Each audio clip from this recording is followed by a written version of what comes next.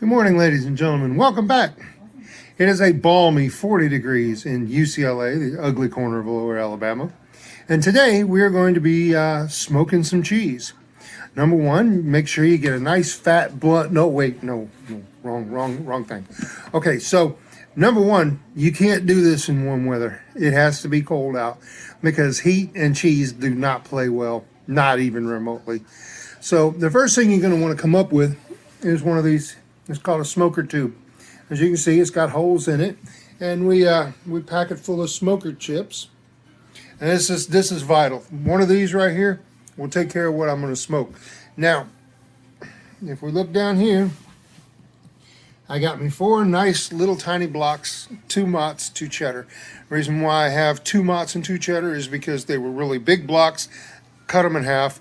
It's not like it's going to smoke any quicker or anything like that. It's just going to be smaller when I got to drop them in Ziplocs later on. So what we're going to do now is we're going to go outside and freeze our behind off and set up the smoker. Now, you don't have to have the big expensive smokers. You don't have to have the big expensive shit for nothing. You can go get you a little kettle grill, like you put charcoal on the bottom of it. You can get one of them from Walmart or Dollar General for like $5. All you need is a container to keep the smoke in longer, I guess you could say. But we're gonna go outside. Okay, so here we are, ye old barbecue grill. Now, as you can see, this is my regular old barbecue grill. I don't have to have no expensive, snappy little smoker. All I gotta have is flame and a container.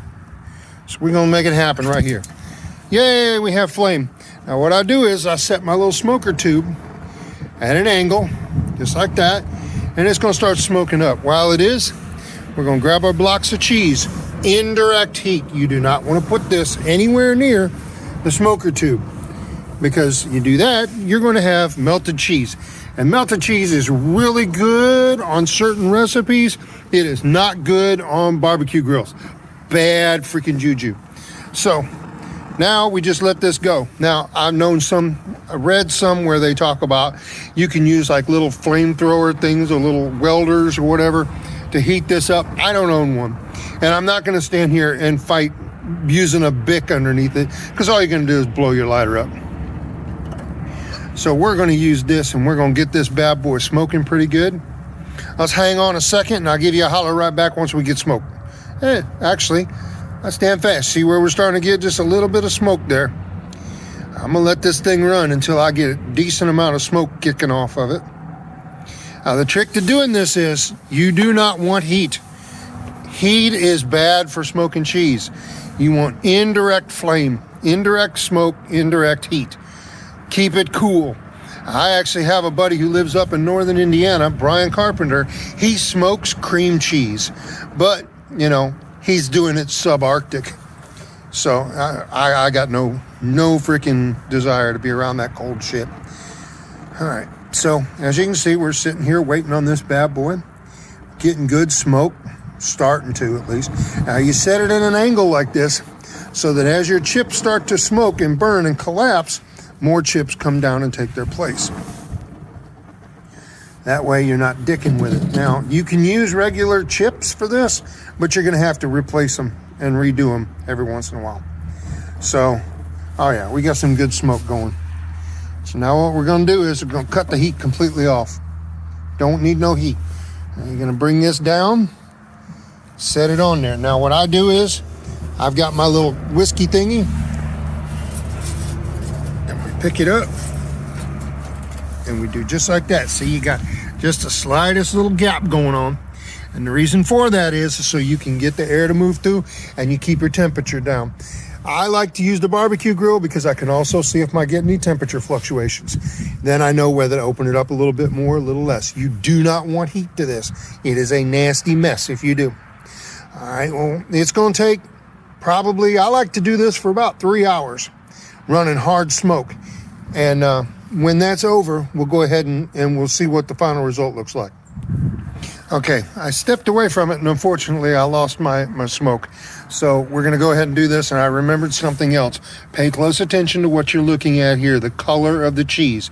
You're looking at 2 colors of Mott's, 2 colors of cheddar. You're going to know later on, you're going to see why I bring this to you, because it's really, the color is going to change a lot. out of these 4 blocks, and you're going to see where you get color. Now, I know some people that are like, well, I'll just put a pan out. Well, that's great, but you're not going to get any smoke underneath.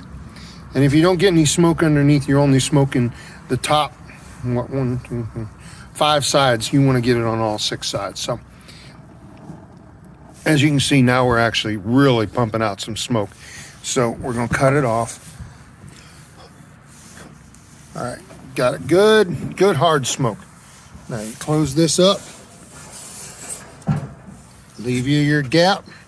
As you can see, we're pumping out some smoke now. I leave that gap open so you can keep it nice and cool.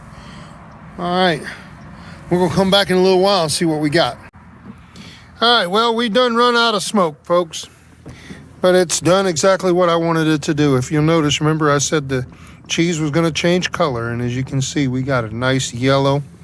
And it's all the way through it. There's more whitish color than yellow color because the smoke doesn't get as far. Now, we're going to take these blocks of cheese and we're going to put them in the house. What we're going to do is, and I cannot emphasize this enough, you want to take this cheese and put it in a Ziploc baggie and put it in the refrigerator sealed for 24 hours. Smoke by itself is quite bitter. If you eat it like this right now, it's not going to be a very pleasant experience. So you want to take it and you want to put it in a Ziploc baggie and let it sit for 24 hours in your refrigerator. You're basically curing your cheese with the smoke to it and allowing it to seep in and mellow out. Then go ahead and get you a knife and take a little slice. I promise you, you'll be quite impressed. Thank you very much for your time, folks. Y'all take care. Make sure to pass this along to your friends, and y'all be safe out there.